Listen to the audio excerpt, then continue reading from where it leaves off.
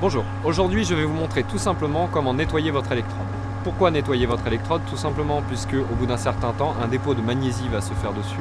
Ce dépôt va empêcher une bonne production de chlore au niveau de l'électrode. C'est donc important de le faire, idéalement au moins une fois par an, 2 fois, voire plus si vous avez une eau qui est très minérale. La première chose à faire est tout d'abord d'éteindre bien sûr la filtration. En deuxième lieu, pour éviter d'avoir à réamorcer la pompe après, fermez la vanne juste avant la pompe. Ensuite, il va falloir sortir l'électrode de la cellule. Si vous avez une sonde devant, démontez la sonde afin que celle-ci ne vous gêne pas.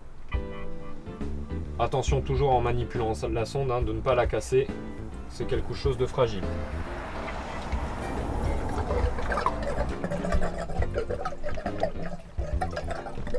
Une fois que vous avez dégagé l'électrode, vous pouvez démonter les câbles de connexion. Vous les posez sur le côté. Vous avez un petit raccord qui est vissé tout simplement, qu'il suffit de dévisser. Vous sortez votre électrode. Attention de ne pas perdre le petit joint torique qu'il y a ici, que l'on graissera tout à l'heure. On met le socle de côté, le joint aussi. Et donc je vous parlais de magnésie tout à l'heure, c'est ce dépôt blanchâtre que vous voyez sur les gaines ici. Vous prenez un petit récipient, vous prenez du nettoyant électrode. Attention, c'est un mélange d'acide, ne pas s'en mettre partout sur soi.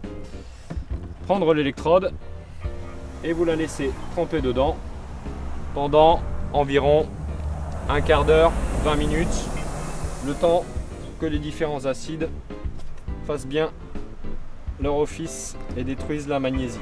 Chose importante, il ne faut pas que l'écosse soit recouverte, juste les petites lamelles. Donc vous la laissez tremper et reposer. Une fois les 15-20 minutes passées, l'acide va avoir détruit une partie de la magnésie qu'on va retrouver au fond du pot. S'il reste un peu de magnésie blanche comme ici, vous pouvez utiliser un petit morceau de bois pour faire tomber le reste de magnésie. Comme ceci. Surtout rien de métallique afin de ne pas abîmer les lames. Une fois que vous avez sorti l'électrode, la rincez avec un petit peu d'eau claire, tout simplement, pour éviter de renvoyer de l'acide dans la filtration et dans votre piscine. Une fois l'électrode rincée, reprendre le petit joint torique, le nettoyer, mettre un petit peu de graisse sur le joint, comme ceci, et vous replacez le joint autour de l'électrode jusqu'à la butée que vous avez ici. Bien le remettre en place. Une fois ceci fait, on remet la cellule d'électrode dans sa niche. Tout simplement sans forcer, éventuellement un petit gauche-droite pour bien qu'elle rentre. On reprend notre bac de serrage et on referme simplement avec la main, pas besoin d'une pièce spéciale, en fermant comme ceci. On vient remettre les connecteurs qu'on a ici. Éventuellement, on peut remettre un petit peu de graisse silicone et on vient remettre le rouge sur le rouge, le noir sur le noir, le bleu sur le bleu et le rouge sur le rouge. On va remettre la sonde en place, encore une fois bien délicatement pour ne pas risquer de la casser.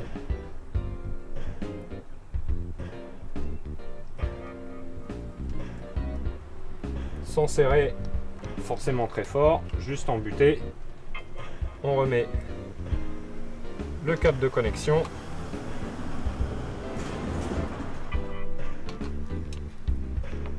Voilà. On n'oublie pas de rouvrir la vanne qu'il y a juste avant la pompe, puisqu'on l'a fermée au tout début. Et on remet en route notre filtration. On vérifie qu'il n'y ait pas de fuite.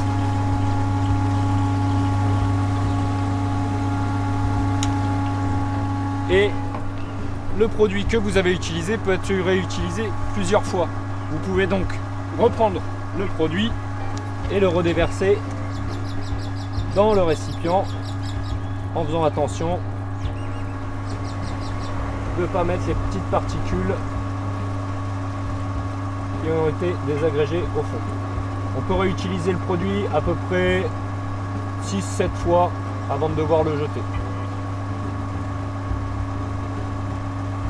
Voilà, le fond on le laisse avec le dépôt de magnésie que l'on jettera après un petit peu plus loin. Évitez dans les plantes, c'est de l'acide, ça peut les attaquer. C'est fini pour le nettoyage de l'électrode.